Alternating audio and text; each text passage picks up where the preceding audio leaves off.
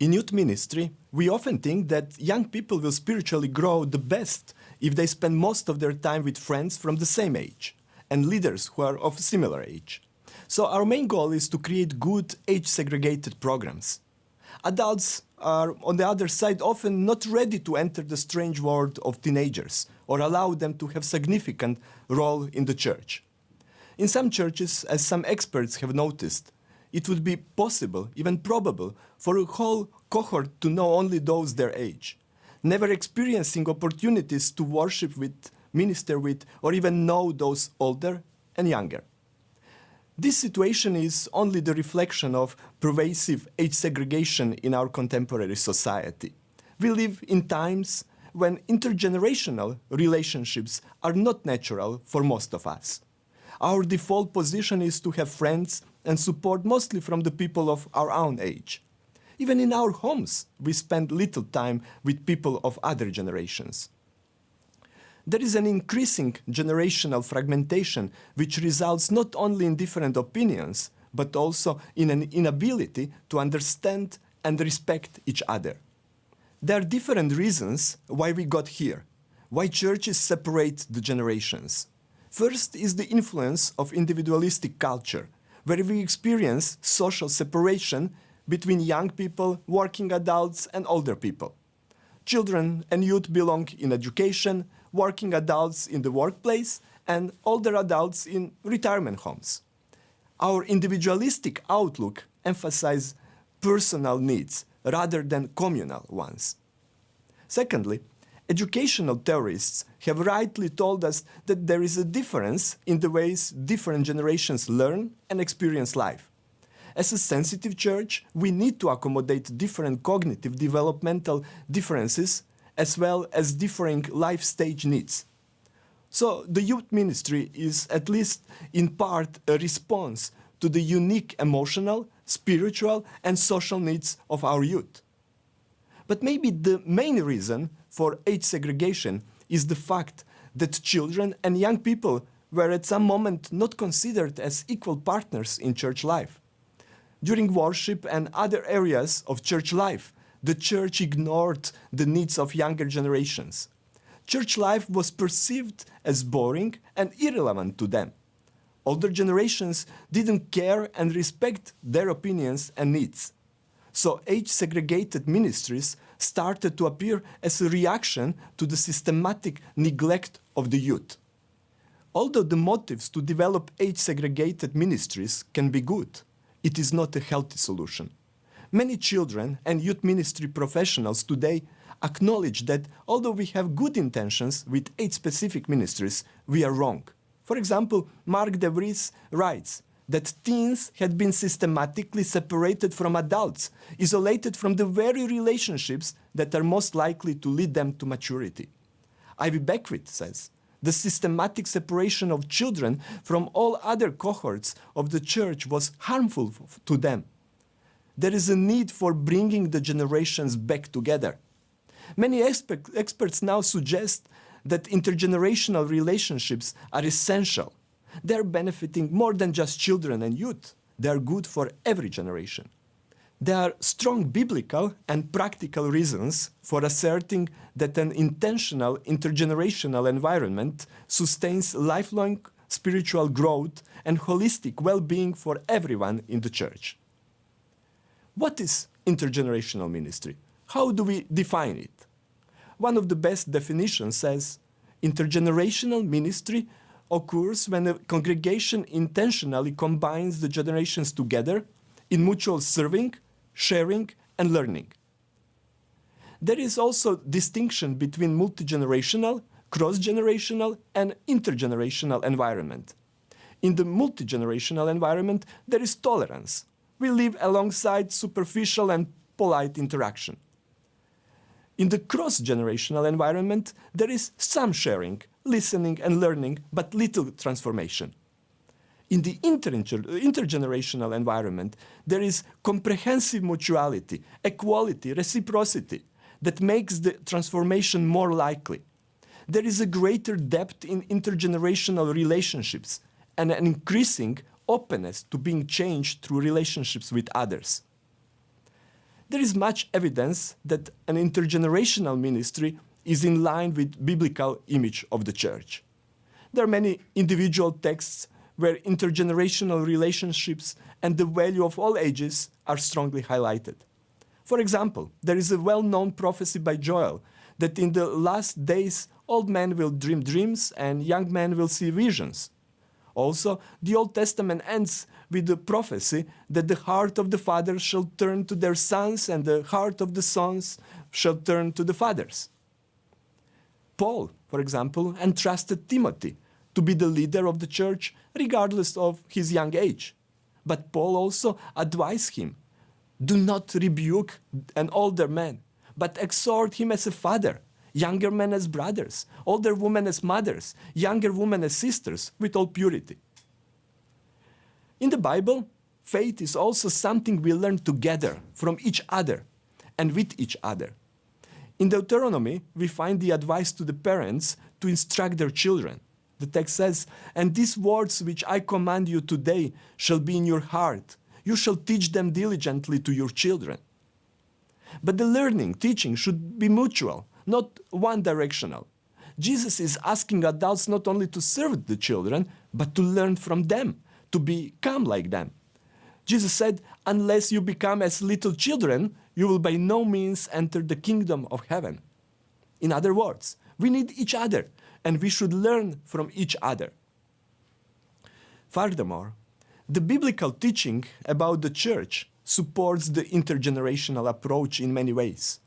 One of the fundamental metaphors for the church in the Bible is family. Church is family of God, or body of Christ. The church is therefore a loving, caring, supportive community, intergenerational community, koinonia, or fellowship of fellow believers. As somebody has said, if our church is family, how come we don't do more things together? Biblical understanding of spiritual gifts in the body of Christ is that everybody is important and needed, even those who seem the most insignificant. In some situations, older generations have refused to make room for young people to exercise their gifts. At times, the members of younger generation have adopted dismissive attitudes towards the contributions of older adults. But according to the Bible, everybody is equally important. So, what can we do practically to bring the generations back together? The first possible practical reaction is to add a new ministry, new program, or to think that we should stop doing existing age-segregated programs. Instead of adding a new ministry and discontinuing the existing ministries, I'm suggesting the following steps. First, establish an intergenerational community as a core value of our church. Intergenerational thinking is not a new model of ministry, but rather a new mindset. It is not something churches do, it is something they become. Becoming intergenerational is nothing short of a paradigm shift, and the whole church must value these relationships at its core philosophical level. This shift requires that all the leaders of the church buy into the value of intergenerational community and commit to changing the culture of the church over the long haul. Being intergenerational is a way of life. Making such a shift requires overcoming the individualistic mindset that is so strong in our culture. We should be working hard, but patiently developing a community mindset. A mindset where all generations and ministry departments are valued and involved with each other in significant ways throughout the church body. Cross-generational valuing must become an integral part of the collective story of the church. Secondly, keep intergenerational values in balance with age-specific ministry. Establishing intergenerational community doesn't mean eradicating age-specific ministries. As important as it is to embrace intergenerational values at the core level, it is also important to keep them in balance with age-specific ministry. All ages still need their own space to grow and develop at their own pace. Everybody needs to be part of a web of relationships that include both their peers and the members of other generations. Thirdly, your leadership must be fully invested. Successfully transitioning to an intergenerational mindset lives or dies with the leadership. To make such a paradigm shift, the leadership team must get on board with the vision early and go all the way, actively taking the reins in leading the congregation through the transition. A youth leader wanting to create an intergenerational community must cast vision for the value of intergenerational relationship in all directions across age groups, starting with senior leadership. In that context, I strongly recommend ICORE, the Intergenerational Church of Refuge initiative. ICORE has developed concepts and resources that are designed to help local church leaders embrace these values and to lead the congregational culture change. There is an ICORE church board guide, study guide, short videos, and other resources to help you work with your leaders and the entire church. Fourth practical aspect, be intentional and strategic. Do not try to reinvent everything at once. Start small. Avoid extensive program changes, especially not before there is adequate ownership of the vision on the part of all church members. Still, be intentional about making every moment matter. A church becomes intergenerational when there is consistent intentionality in placing all ages together in various settings. Start where they already are. Identify ministries that already have some cross-generational components as places to start. Use existing programs to introduce small experimental steps. So finally, experiment with different intergenerational ministry practices. The main worship service is one key area of opportunity to implement these strategies. Intentionally involve teenagers and younger children in corporate worship and plan them with every age in mind. Start small. Maybe once a month the entire church can worship together and experiment with creative intergenerational approaches. Worship should be relevant and appealing to all. However, intergenerational worship services alone may not be effective in building authentic community without providing other settings to develop and maintain meaningful relationships. Consider ways to build relationships between children, teenagers, single people, parents, and senior adults.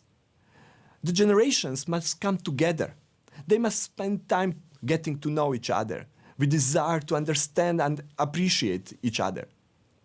Encourage different generations to serve each other. For example, young people can visit elderly people and help them in practical ways. Older adults can help in preparing, for example, lunch for youth events, or help parents in caring for their young children. Encourage one-to-one mentoring relationship between adults and young people. One of the best ways for multiple generations within a church to develop relationships is to be externally focused and to serve together. Organize outreach events, mission trips, or service opportunities together. Involve all generations in significant ministry roles. No generation should be excluded from preaching, leadership, and mission. Also, make sure your leadership teams consist of people from different ages. Experiment with learning together. For example, intentionally bring different ages together to do Sabbath school or Bible studies. One of the best ways to learn together is by sharing our stories. We respond to opinions differently than we do to stories. Opinions tend to be black and white, but stories are multicolored. Opinions divide people into us and them. Stories bring people together. Opinions can generate negative emotions, but stories often generate more loving emotions. In conclusion, aim towards strong commitment from every member of the church to develop that kind of intergenerational community. Community where we do not only tolerate each other or from time to time do something together, but community where we happily connect with each other and walk beside each other. Community where we know, respect, and value each other. Community that is inclusive, where everybody is involved and diverse gifts are honored. community where we all try to understand and empathize with each other, and where we recognize our responsibility for each other. May God bless you in this process of culture change, as intergenerational relationships gradually become the default position of your church.